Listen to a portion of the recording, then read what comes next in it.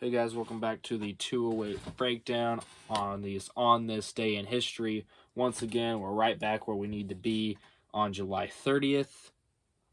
Excited to get back into the swing of things when it comes to trying not to do as many combo sort of episode deals where we're talking about multiple days on one episode. So we're trying to make this a day-to-day basis as much as possible, and we are right back where we need to be on July 30th. So let's get right into it. On July 30th, 1619, a good 400 years ago, the first representative assembly in America, the Virginia House of Burgesses, was governed in Jamestown, Virginia. So this is an interesting fact because this deal here really starts up our process into building a life in the New World. The Pilgrims have just come from England to around the area of Plymouth Rock, Massachusetts. If anybody knows the Mayflower voyage, all that cool stuff there. This really starts our process into building a government and a successful life where we can survive in this new world where we don't really know much about it.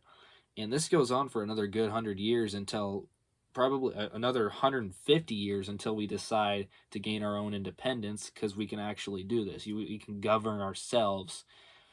And this process here in the 1620s area there really starts up our process into building something to what it has become today.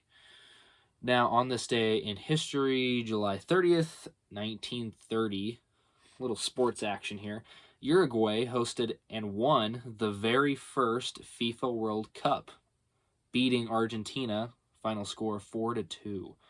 This is the very first World Cup. And what the World Cup has gone on to be, especially watching it this year, it's the money growth and revenue from this event. You make a heck of a profit off of something like this, and that's where it starts. 1930, Uruguay, the first champions, and it just really has become something more than just a game to a lot of people, and it really shows on a worldwide level, especially last couple of years. You start to realize how big this tournament is to people especially in other countries, not even being in the United States. Really big process there. July 30th, 1945, a heavy cruiser USS Indianapolis was torpedoed by a Japanese submarine, losing 900 lives. That's crazy. This is crazy. This is a crazy thing that happened here. A lot of violent action around this time in the mid 1940s. This is about the time where the President of the United States sadly passes away, and we move on from. We try to deal with that event there, and then we move on to the next president, President Harry S. Truman.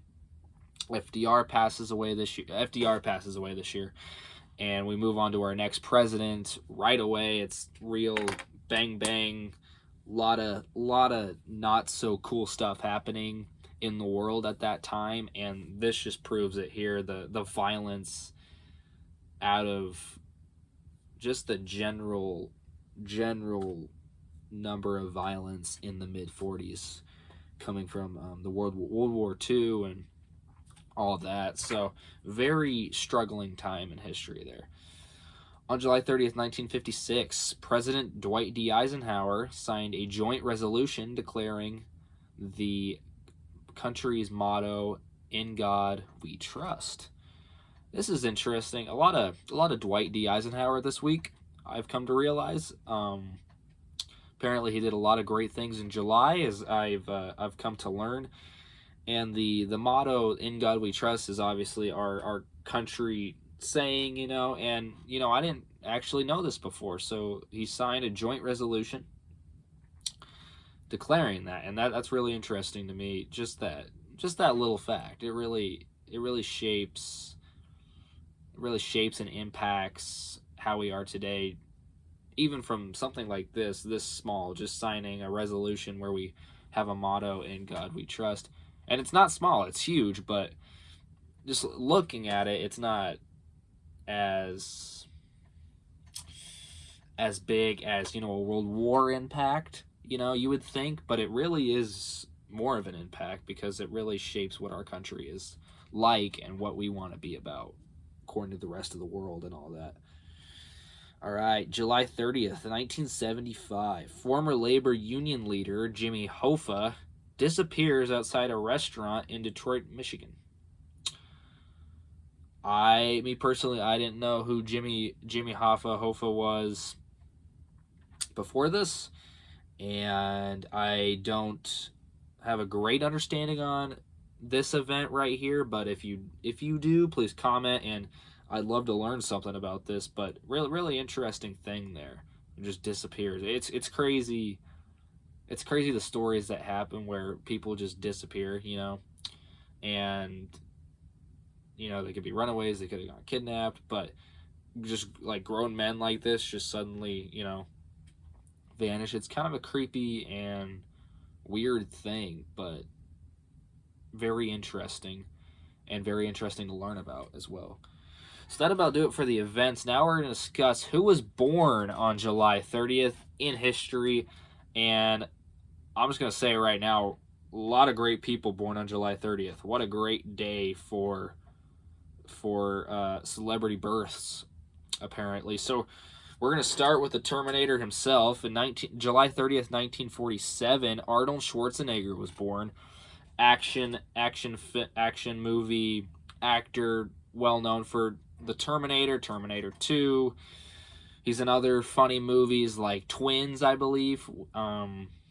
He's also in Kindergarten Cop as well. Yeah, really funny actor. He is so cool. He actually was the former governor of California as well, so he was a politician at one point. Just a great individual, and it's fun to listen to his interviews nowadays. He's a really cool guy to learn about and watch his movies, obviously. Now we're gonna go to Lisa Kudrow. You probably know her from playing the role of Phoebe in the TV show Friends. She was born on July 30th, 1963. I believe yesterday a Friends actor was born. The guy who played Joey Tribbiani, I think Matt LeBlanc. It was either July 28th or July 29th.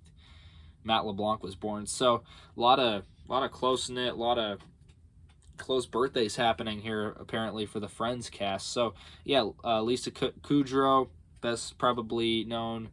You would know her from playing the role of Phoebe on Friends. And next birthday on July 30th, 1863, Henry Ford was born. You may know him from the Ford Motor Company. They built automobiles, pretty much the first automobiles, Model T, Model A, all of that industrial advantage into developing another mode of transportation. Like I said a couple days ago, at that time when the Ford Motor Company was really getting started, it was the early 1900s, and you had train travel, and you had sea travel by ship, and the automobile development and advancement into what we have, the Model T and the Model A, all that. It was actually the Model A that was the first product from the Ford Motor Company. And it developed that new level of transportation, and it really skyrocketed into the 20s, 30s, 40s, and it just on and on and on becomes how crucial of a transportation system that we have today, from car travel as well. So Henry Ford. And now on July 30th, 1970, Christopher Nolan was born, writer and director. We actually talked about him earlier today, talking about rating the Odyssey, director and writer of that film. He is known for his non-use of CGI. Not a lot of directors in this era of filmmaking don't use CGI. He uses very little CGI. He believes in IMAX production, and practical effects. Practical effects galore. And his movies are impressive.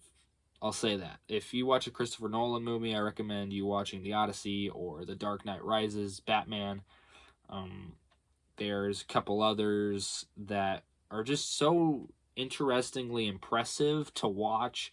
You'll know what this guy's about. Very impressive there. And to wrap up the birthdays, Terry Crews in 1968 was born. He played professional football for a while. I think he played for 3 seasons, if I understand that right. And he's also I don't know what they call it on America's Got Talent. He's the backstage guy. I don't know what the official title is for that, but Tyra Banks played the backstage. Nick, I can't remember his last name.